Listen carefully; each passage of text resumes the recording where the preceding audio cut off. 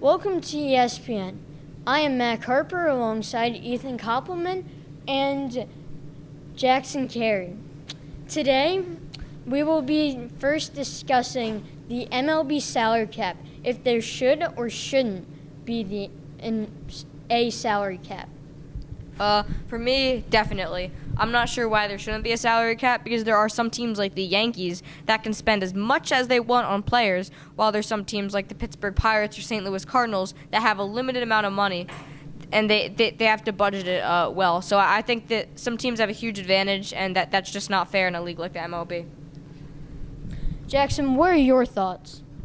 I disagree with this. I believe that players should be able to be paid whatever their worth is, regardless if it goes above any given salary cap. A lot of people complain about the NBA salary cap for this reason and various other versions of it.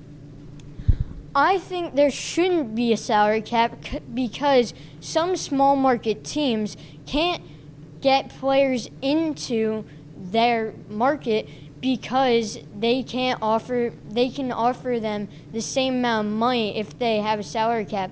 But what does a player, would you rather go to Pittsburgh or go to a big market like New York for $30 million each? It just doesn't make sense for there to be a salary cap.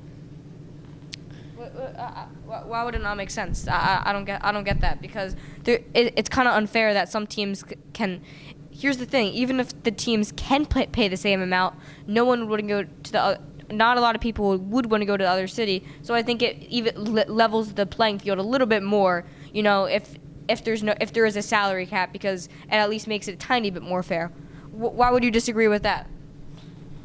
Well, if two teams pay $30 million to players, would you rather go to a team that's going to win or a team that's going to lose in a terrible, freezing cold environment or a nice, temperate place like Florida? There's plenty of reasons why you wouldn't want to go to certain areas, even if they all pay the same. Yes, I realize that, and I'm saying it levels the playing field more when you have a salary cap.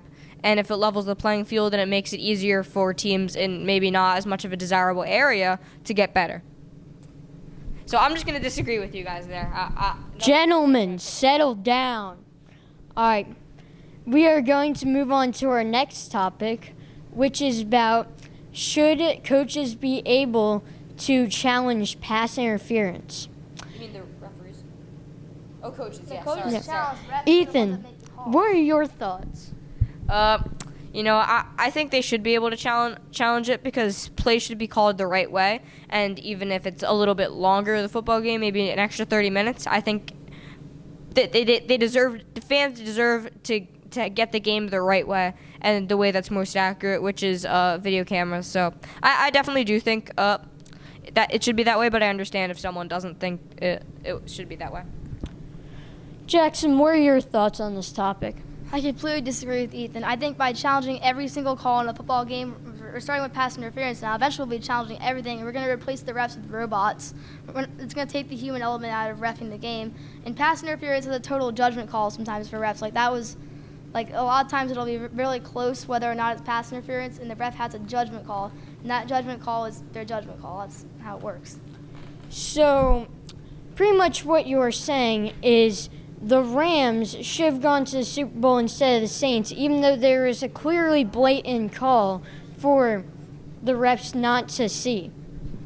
I think that was just bad luck that they missed that. Most of the time refs do make the calls, and I think occasionally you are going to get just a bad call or something. Eventually over time that will bounce out just because of the randomness of it. And you believe that they shouldn't be able to challenge plays like that could literally impact a Super Bowl and a team's market for years to come? Well, also, how do you know that they were going to win off of that? That they could have just thrown an interception right after. We don't know that they were going to win, and you know what we also don't know? If there was no cameras, that the refs would call the play right. And we need cameras to call the play right. I do not see a problem at all with replacing the refs with cameras because cameras are more accurate. And there's no way to deny that because cameras are more accurate. Technology has evolved. We're not in the 70s anymore. Would you like to make some more remarks? No one complained in the 70s. No one ever complained until this year about having to challenge pass interference calls. I think it's just because of being in the wrong place at the wrong time. Most time refs will call that right. I don't really see why the ref didn't call that pass interference, but they didn't, and we have to stick with their call. All right, we are going to move on to our final topic, which is should the Eagles have signed Nick Foles back? Ethan, your thoughts? Okay, I'm going to have pretty strong opinions about this. I do not think they should have re-signed Nick Foles because in the owner's opinion, it's right not to sign a backup quarterback to $20 million. And plus, even if we did give him the $20 million option, I don't think he would have accepted it because Nick Foles is a guy that even though he's a streaky player, he's earned his right to start because he's won a Super Bowl with the Eagles, and I don't blame him for that. And I think he's earned the right to start, and he's not going to get that in Philly. And Philly would not want to offer him $20 million. Jackson, what are your thoughts on this topic?